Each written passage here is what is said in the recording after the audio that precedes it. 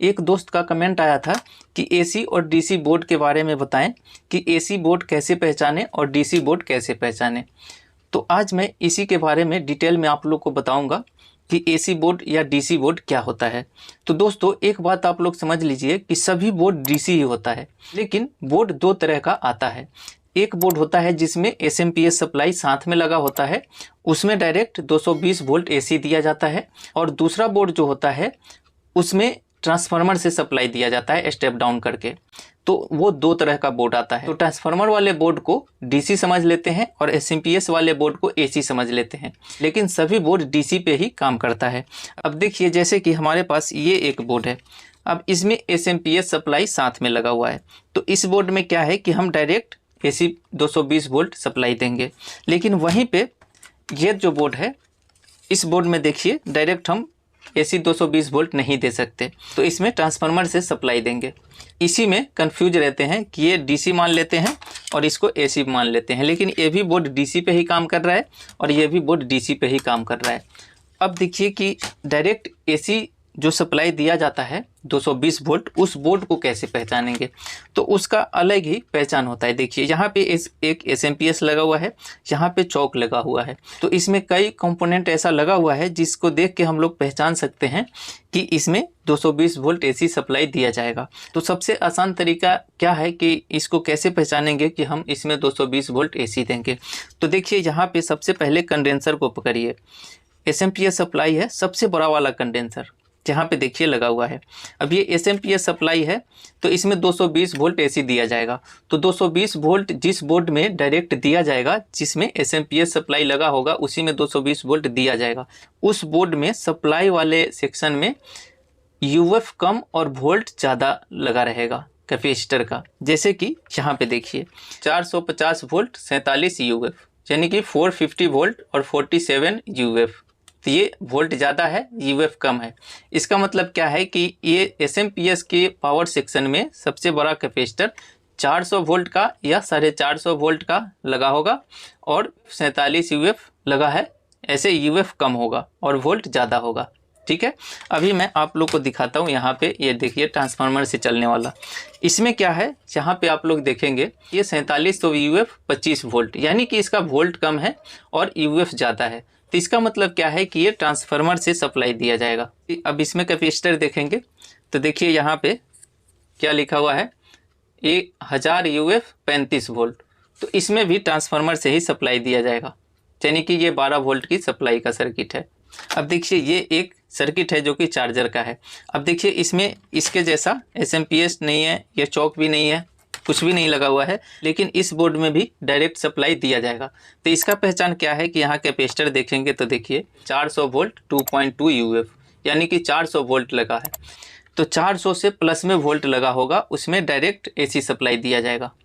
जैसे 400 volt, 450 volt, 500 volt, ऐसे करके जो कैपेसिटर लगा होगा तो वो डायरेक्ट 220 वोल्ट एसी वाले ही बोर्ड में लगा होगा, जिसमें 220 वोल्ट एसी डायरेक्ट दिया जाएगा। अब सप्लाई कैसे पकड़ेंगे, कहाँ से देना है, तो यहाँ फ्यूज देखिए, सबसे पहले फ्यूज लगा होगा, सप्लाई जो होगा वो फ्यूज से ही जाएगा। इस बोर्ड को मैं एक बार समझा दूँ आप लोग को कि यहाँ पे देखिए मेन लीड है, यहाँ पे 220 वोल्ट एसी दिया गया है, फिर से यहाँ पे भी है। तो ये क्या है कि देखिए यहाँ पे ऑन ऑफ स्विच है, यहाँ ऑन ऑफ स्विच लगा हुआ है ऑन ऑफ करने के लिए। तो ये क्या किया हुआ है कि इधर देखेंगे तो देखिए ये 2 पॉइंट दे दिया। अब यहाँ पे ये 2 पॉइंट एसी दे दिया, तो ये और ये एसी का हो गया, और यहाँ से दोनों पॉइंट कनेक्ट है और ये पॉइंट यहाँ पे आ गया। देखिए यहाँ ये, तो ये कनेक्ट है और ये क्या हुआ कि अब यहाँ से ऑन ऑफ में आया। तो अब यहाँ से ऑन करेंगे ये, तो ये क्या होगा, सप्लाई इस पॉइंट पे आया, तो इस पॉइंट पे आके और ऐसे फ्यूज से होके आगे बढ़ गया। तो इस तरीके से सप्लाई दिया जाता है। अगर ये ऑन ऑफ नहीं होता तो ये डायरेक्ट ये वाला पॉइंट यहाँ, ये डायरेक्ट ये फ्यूज पे आ जाता, लेकिन ऑन ऑफ लगाया गया है इसमें, तो इसलिए यहाँ से कट किया गया है। तो इस तरीके से समझना पड़ता है। तो यही एक आप लोग मान के चलेंगे, 400 से प्लस में कैपेसिटर लगा होगा, उसमें एसी सप्लाई दिया जाएगा। जैसे कि यहाँ पे एक और बोर्ड आपको दिखाऊँ तो देखिए यहाँ पे क्या लिखा हुआ है, 2200 यूएफ 25 वोल्ट। तो ये ट्रांसफार्मर से सप्लाई दिया जाएगा या बैटरी से सप्लाई दिया जाएगा इसमें, तो ये बोर्ड चल जाएगा। लेकिन ये जो बोर्ड है 450 वोल्ट जो कैपेसिटर लगा है 47 यूएफ, ये बैटरी से नहीं चल पाएगा। तो इसी तरीके से आप लोग को पकड़ना है। आप देखिए यहाँ पे ये सप्लाई जो है वो SMPS है, तो ये सिर्फ SMPS को 220 वोल्ट AC दिया जा रहा है और जो वोल्टेज को कम करके और यहाँ पे आउटपुट में सप्लाई देगा।